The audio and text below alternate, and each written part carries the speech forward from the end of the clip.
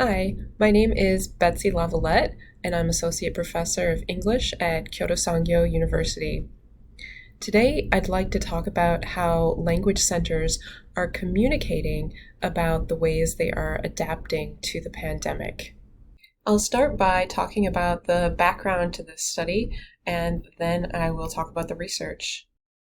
So, there is an increasing importance of online resources and events from language spaces because of the COVID-19 pandemic. And language spaces such as self-access centers and language centers in the US have adapted to this in various ways. Public communication is one obvious way that stakeholders in language spaces can get updated information. Of course, it's also often available in websites that are locked down, that you need institutional credentials to access, but public communication, such as websites and social media, is one very obvious way for people to get this updated information. And if it's publicly available, then this information is also useful to people at other language spaces. So I asked the following research question. How are language spaces communicating publicly about their online resources and innovative practices that they use to adapt to the pandemic? Before I explain how I went about this research, let me explain each of these underlined terms and the reasons that I defined them the way that I did. So first of all, language spaces, I intend by this term both self-access centers and self-access language centers like we see in Japan and much of the world, and also language centers like we see in the US.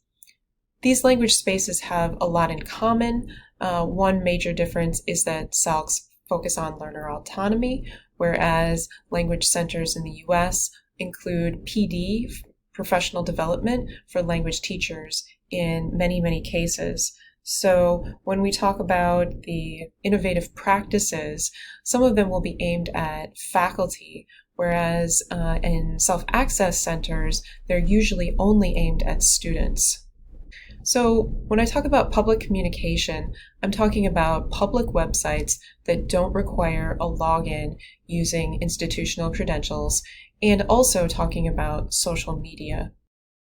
Why public communication? Why is that important? Well, one of the language center mandates, in fact, the very first one, is about awareness and advocacy. A language center cannot function if students and faculty are not aware of its existence and services. So in this sense, awareness is a prerequisite to all of the other mandates for language centers. I also talk about online resources, and I'm looking at these as curated links to websites and other resources on the internet, which are intended for students or for faculty. Why look at these online resources?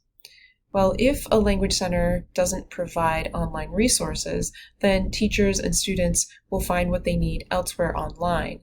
And they may find resources that are not actually as good as what language centers could be recommending.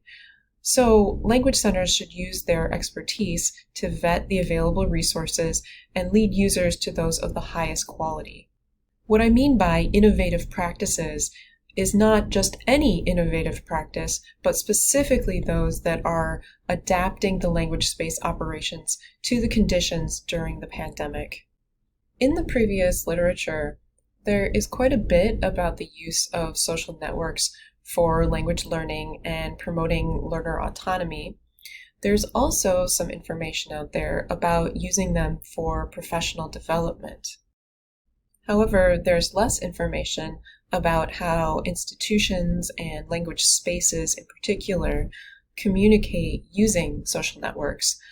Torres wrote about using Twitter to make announcements about classes and schools, but as far as I know, there hasn't been any investigation of how language spaces publicly communicate using websites and social media. Here's how I went about doing this research. First, I selected presentations and articles that mention innovative practices, and then I determined the author's institutions. I then searched for public websites and the social media of these language spaces, and then I checked about their communication about innovative practices. Here's how I selected the journal articles and presentations that were included. First, the title and abstract had to mention some innovative language space practices, and the pool from which I chose was the two conferences, JASAL 2020 and IELT 2021. And I also looked at 2 issues of journals. So volume 2, issue 1 of the JASAL journal and September 2020 issue of the CSAL journal, which was a special issue on self-access and the coronavirus pandemic. So here's the totals of the articles and presentations I looked at. Overall, there were 141, and out of those, 26 of them had some sort of innovative practice. So that's about 18% of those that I looked at. So I then looked at the institutions where these authors came from, and actually there were also 26 of those coincidentally. However, one of them, I was unable to access the website. It kept timing out every time I would try it, so I only looked at 25 institutions. These are those 25 institutions. And here's how they break down by location. About 48% were in the US, 32% in Japan, 12% Mexico, and then 1 institution each from the UK and Australia. Let's take a look at some of the results.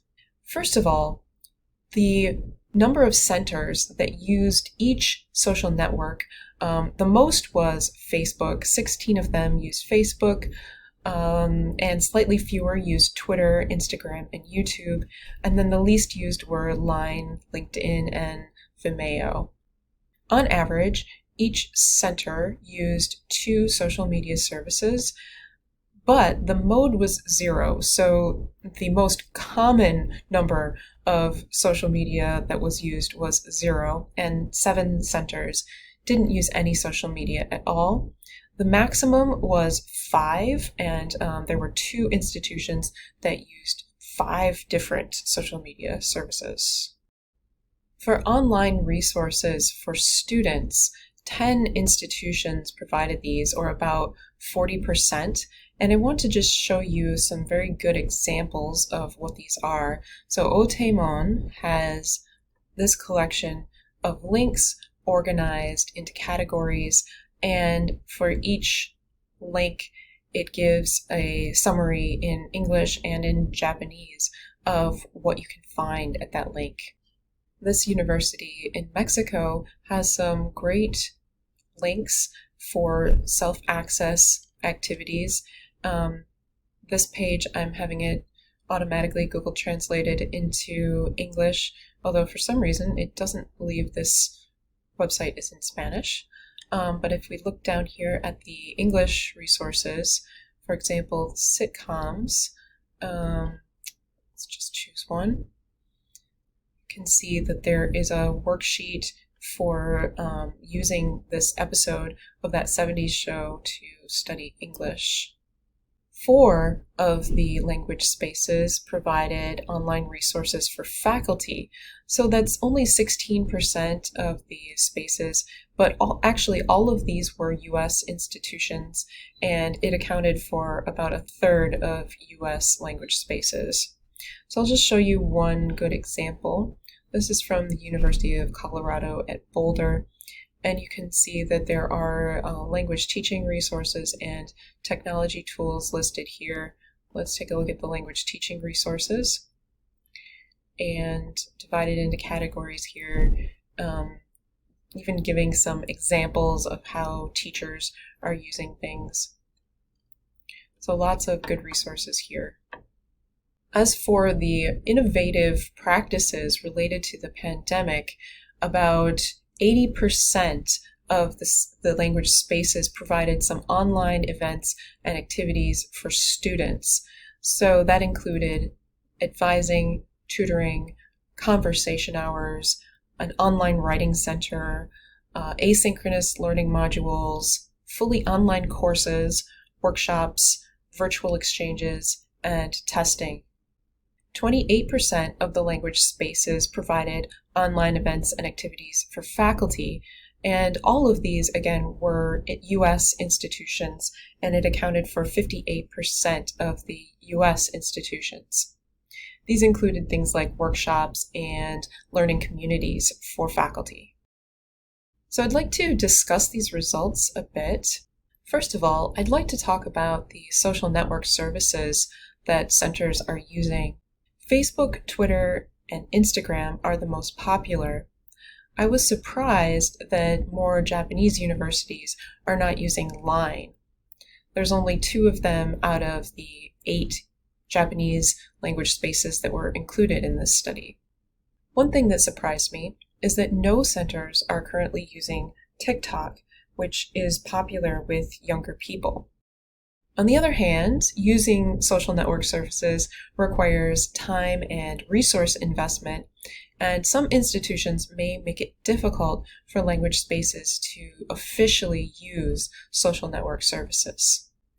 Nearly all language spaces support students, so it's surprising to me that more of them don't provide curated resource lists.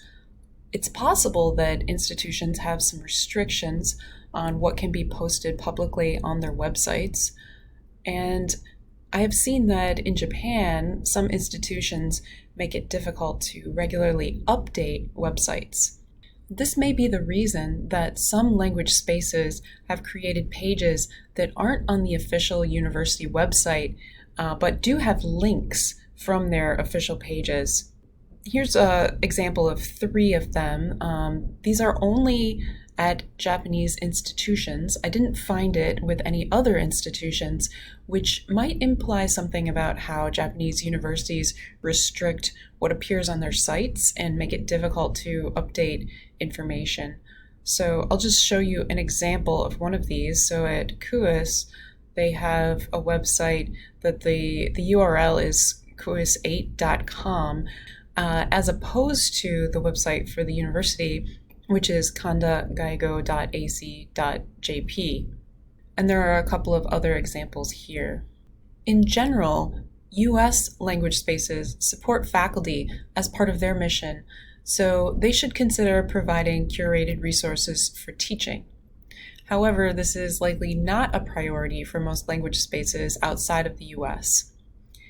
For both students and faculty, resource pages might be available as a protected resource that requires a login, and in that case, I wasn't able to access them. So I'd like to sum up and give some final words about this. First of all, information about innovative practices is widely available to the public on the websites of institutions where people have presented or written papers about their innovative practices. It may not be the case for other institutions. Some language spaces are more invested in social networks than others. Some have as many as 5 social network services, whereas many actually have 0. My recommendation for reaching out, especially to students, but also to faculty, is to invest a bit more in social network services for spaces that don't have them. Although, of course, there can be limitations placed on this by the institutions. And finally, I think that more language spaces should be providing curated resource lists. These are valuable to students, to faculty, and if they're made publicly available, then they're also valuable to the general public by providing guidance on the best resources to use both for learning and for teaching. And before I conclude, there are some limitations on this study. So first of all, I only looked at centers with presentations or publications about their innovations. What I'm saying may not apply to spaces that haven't made these efforts in the last year. And my judgment was what decided whether the practices were to adapt to the pandemic or not. In many cases, it was quite clear they have moved something that used to be face-to-face to Zoom, for example.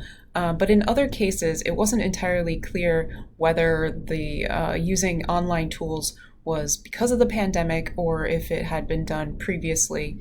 And in those cases, I erred on the side of saying that it was an innovation. This is also limited to the information that was available on the day and the time that I was doing the data collection. So it might have been different before or after I looked at it.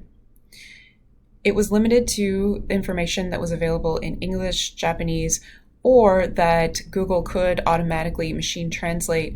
So it's possible that I missed something that was written in Spanish in images, for example. And the information had to be relatively easy to find. I did search as much as I could. I used Google. I also searched on the institutional websites and found as much information as I could, but it's very possible that I missed something. And then finally, another restriction is that some institutions have already returned to fully face-to-face mode. So if they made some sort of innovative practice related to the pandemic, it could have been rolled back by now. Thank you very much for listening to my talk today, and I'm looking forward to discussing and taking your questions. Thank you.